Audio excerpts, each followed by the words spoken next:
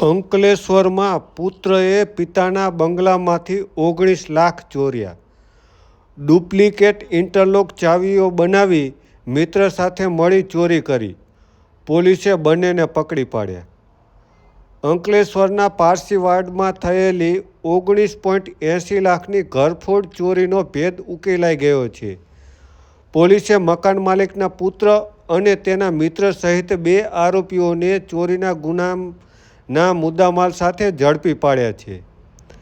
ગત તારીખ 17થી 21 ડિસેમ્બર દરમિયાન અંકલેશ્વર શહેરના પારસીવાડ વિસ્તારમાં રહેતા કન્સ્ટ્રક્શન વ્યવસાયકાર મુજુમ રુસ્તમ વિમાદલાલ પુણે ખાતે લગ્ન પ્રસંગે ગયા હતા. તે દરમિયાન તસ્કરોએ તેમના બંગલાના મુખ્ય દરવાજાના ઇન્ટરલોક ચાવીઓથી ડુપ્લિકેટથી ખોલી માસ્ટર ચાવી વડે દરવાજા લોક ખોલી પ્રવેશ કરી ₹19,80,000ની ચોરી કરી ફરાર થઈ ગયા હતા. આ ચોરી અંગે અંકલેશ્વર શહેર એ ડિવિઝન પોલીસે ગુનો દાખલ કર્યો હતો.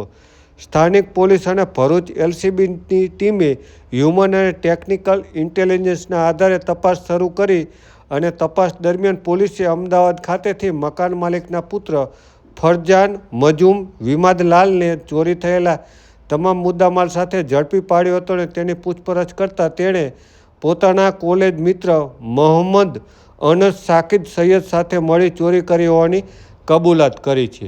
પોલીસે બંને આરોપીઓની ધરપકડ કરી અને કાયદેસરની કાર્યવાહી હાથ ધરી છે.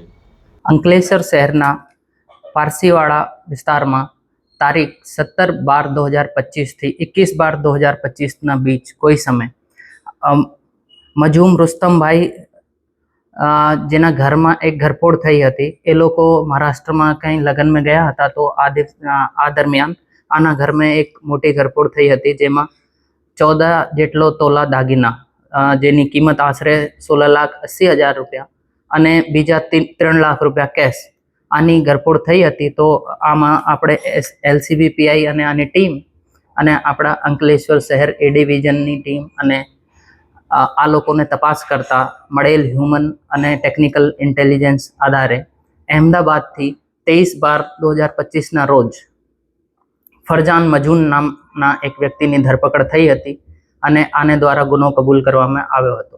આને સાથમાં જે બીજા જે આના સાથી હતા તે આના કોલેજ ફ્રેન્ડ મોહમ્મદ અનસ, જેની ધરપકડ 24/12/2025ના રોજ કરવામાં આવેલ હતી અને આમાંથી ધરપકડ કર્યા પછી ટોટલ મુદ્દામાલ રિકવર પણ કરવામાં આવ્યો હતો અને હાલ આ બંને આરોપીઓ નામદાર કોર્ટના